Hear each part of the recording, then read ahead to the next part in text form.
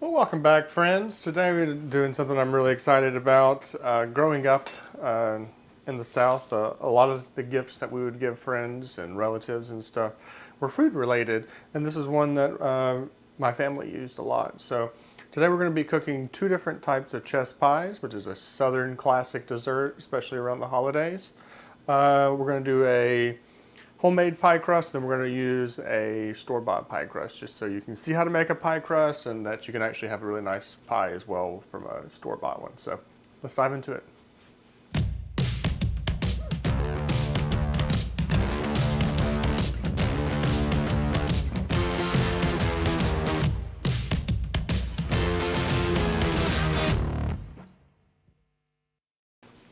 So we're going to start off with working on our pie crust. This is a pie crust recipe that's kind of based off of Claire Savage and some of the techniques that she uses. She's a superb baker, so if you want a really deep dive in how to make this crust really well, you can go to one of her most recent videos on making Parisian flan. But we're just going to go ahead and get into it. So I've got a cup and a half of flour, and I've got about 10 tablespoons of butter. Normally use European style butter, but it being the holidays, it was on sale at the store and I couldn't find any. So I tried to get a higher fat American style. So we're just going to start in, because it's kind of warm here today. I've got shorts on. I put my flour in the freezer to chill it some. So we're just going to cover all of these little pieces of butter that I've kind of cubed up. And once they're all kind of divided and covered in flour, we're going to kind of start pinching them and make little flat sheets out of them. I'm just going to kind of work your way through. Okay, I think I'm pretty good. So now I'm going to dump all of this out onto the counter. If you don't have a bench scraper, you may want to think about this step a little bit, but bench scrapers make a lot of bread, so I have a lot of them. Or this is a bowl scraper, but like Claire, I have to say that I suggest that you get a bench scraper if you spend any time in the kitchen. I use it for everything from making bread to transferring stuff places. This is a highly useful tool. Okay, so I'm going to make a little well in here. You know what I forgot to do is incorporate my sugar and salt. So we're going to do that right now. So I've got about a teaspoon of salt. And I've got about 2 teaspoons of sugar. The sugar should just help allow this to caramelize and get nice and brown. So I'm going to do a quick little mix right here. Now we're going to do our well. And we'll start off with about 1/3 of a cup of water. And this is chilled water.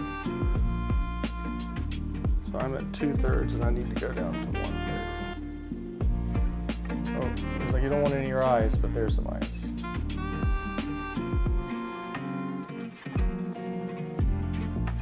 So chilling the water beforehand is just all for keeping this dough as cold as possible. So now we're just going to use our bench scraper to incorporate everything.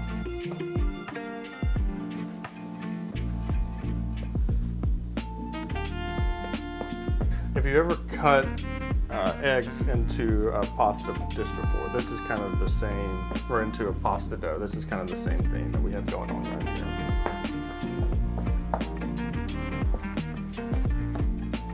So doing it this way keeps your body temperature from really affecting the dough. It doesn't overwork the dough.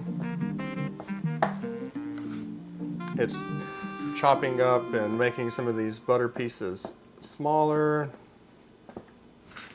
You can see I'm picking up and covering and kind of turning it to try to get all the flour incorporated and hydrated.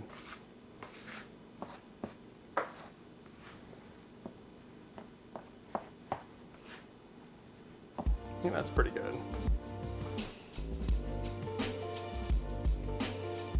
We can got kind of a loose dough. So I'm going to take my rolling pin and we're going to kind of roll this out into a squarish shape. I need some flour. We had a bag of flour explode the other day and I kind of panicked and immediately put it in a Ziploc bag, which hindsight's not the best, but. So we're going to go for about a ½ inch thick here. We're going to use our scraper to kind of square up all of our edges.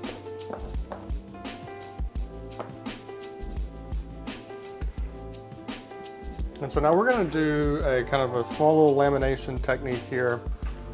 You know, we essentially got one layer here, so now that we've got a square, we're gonna quarter it.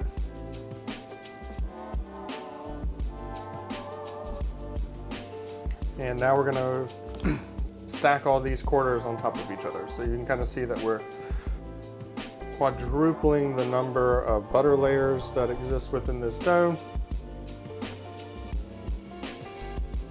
Get everything there. Okay.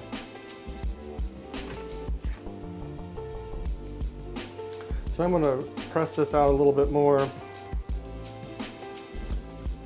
we're going to go into a round dish. So I need this to kind of be a little bit more round.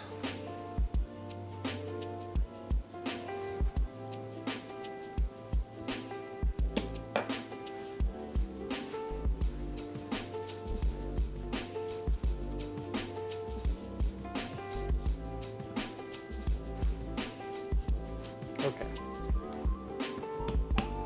Looking good. Now we're gonna cover this in plastic wrap. It needs to chill for at least 2 hours, but you can go up to 2 days. So you know, we're in the holiday season, so time is a difficult thing to come across for a lot of us. So you can make this ahead of time and then roll it out and make you a fresh pie day up. It's okay. I've got this in there. Let's roll this out to kind of fit in so there's no air bubbles.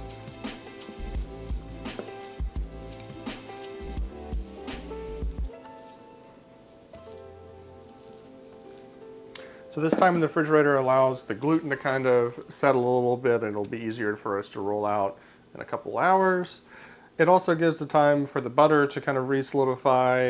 You know, we kind of worked this dough a good bit doing all the layering stuff, and so it'll help it kind of relax, but we're also going to be more evenly distributing the hydration when you let it set. So I'll go in the refrigerator for 2 hours and we'll see you then.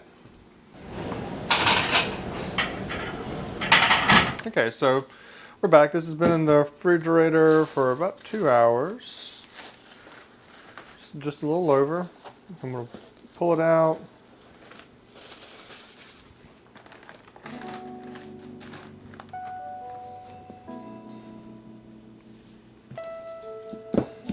Get some flour on my surface. A little flour on this guy. This is kind of, I was saying earlier that it's a little bit like croissants. So we're going to start off by just beating it a little bit. This will help loosen up the butter, make it malleable. Not going crazy with it.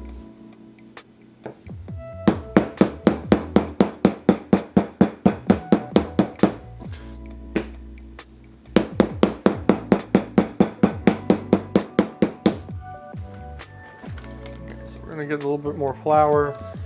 This should be loosened up some. So we're going to go for about a 1/4 inch. For this recipe, you're not going to par bake this crust. So that's okay.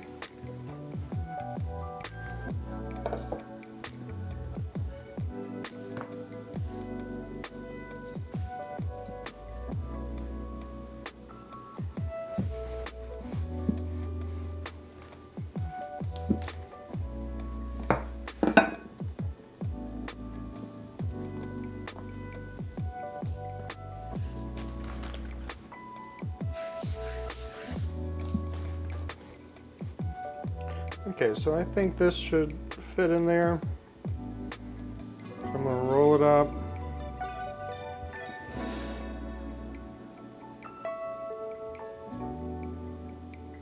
Roll it out.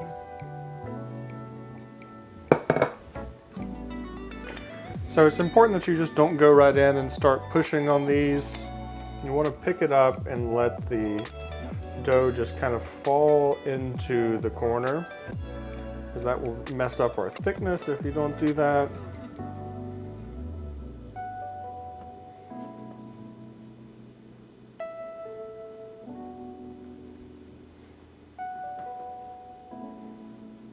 Okay, it's looking good. Take a little paring knife.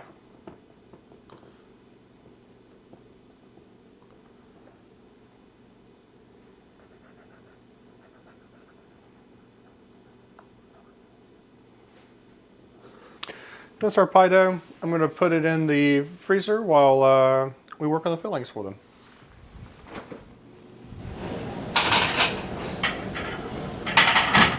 Okay, so I'm back, and the filling for these are going to be chest pies, and it's the two base recipes are the same. The only big difference is in one of them we're going to add coconut.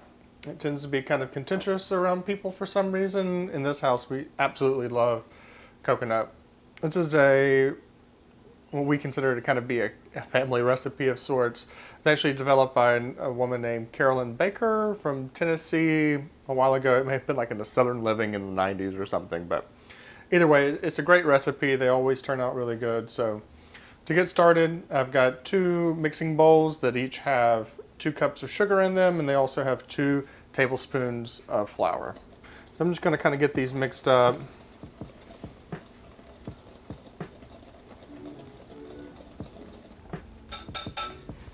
And so this recipe calls for 5 eggs that are lightly beaten. So let's get them beaten up real quick.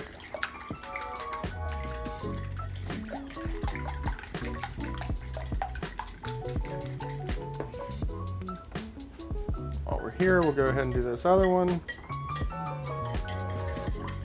Beautiful yolks in these.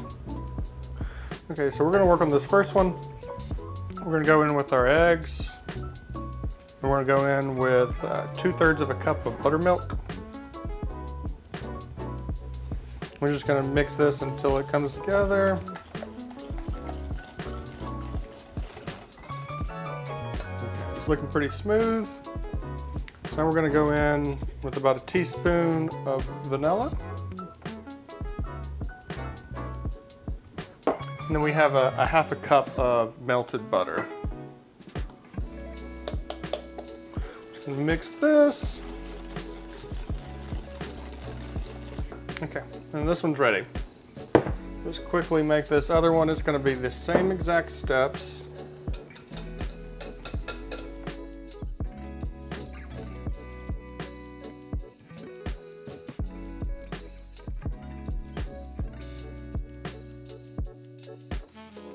Make sure this butter is incorporated. You can kind of see when I first poured it in, it was kind of separating on the sides.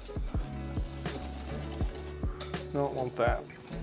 So now I've got about 3 cups of dried coconut.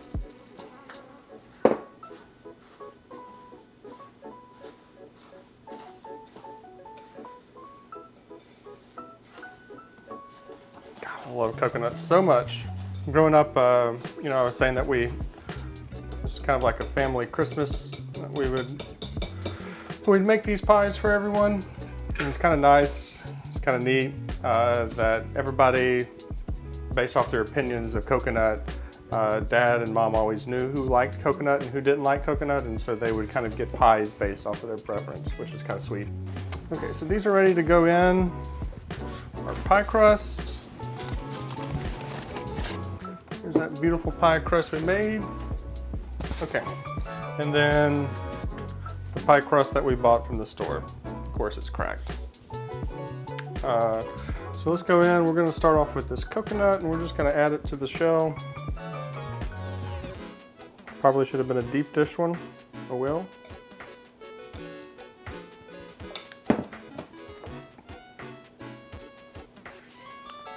Let's move this over. And then for the classic.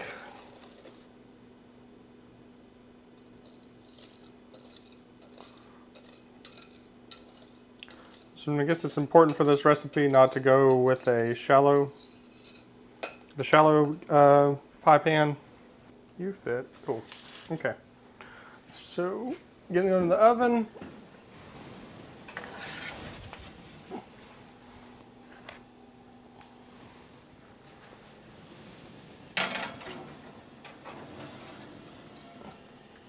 So these are going to bake about 40-45 minutes, just until they're set. I've got a lot of cleaning up to do, so we'll see you in about 45 minutes.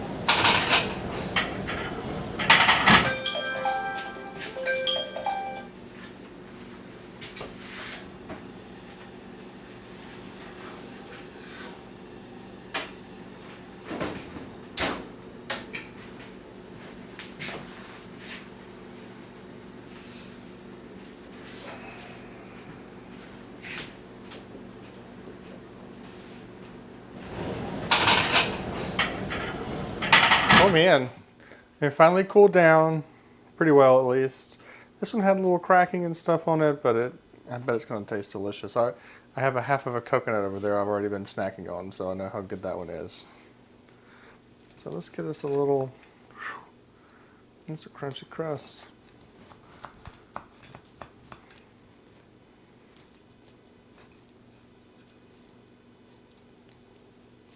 Ooh.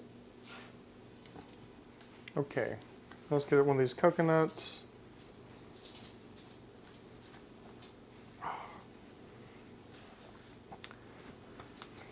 Those who don't like coconut, like, what's the deal? What do you not like about it? Time for the best part. Let's have a bite of this classic.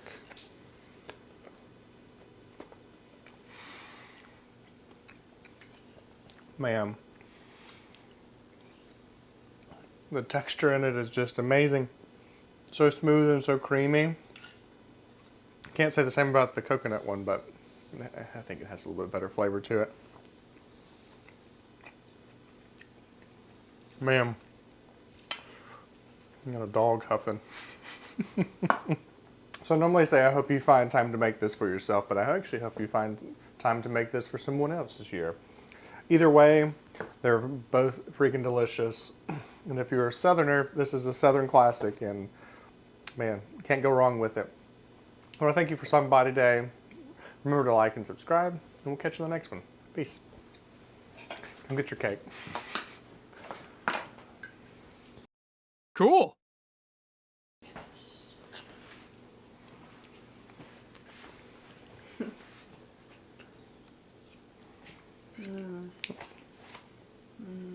Yeah?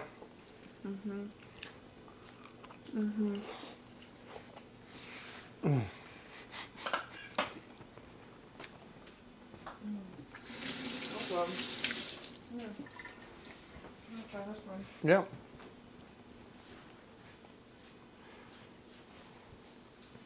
Like all the little, you see all the little layers and stuff in it? Put some lemon in it. Lemon zest? No? Nope.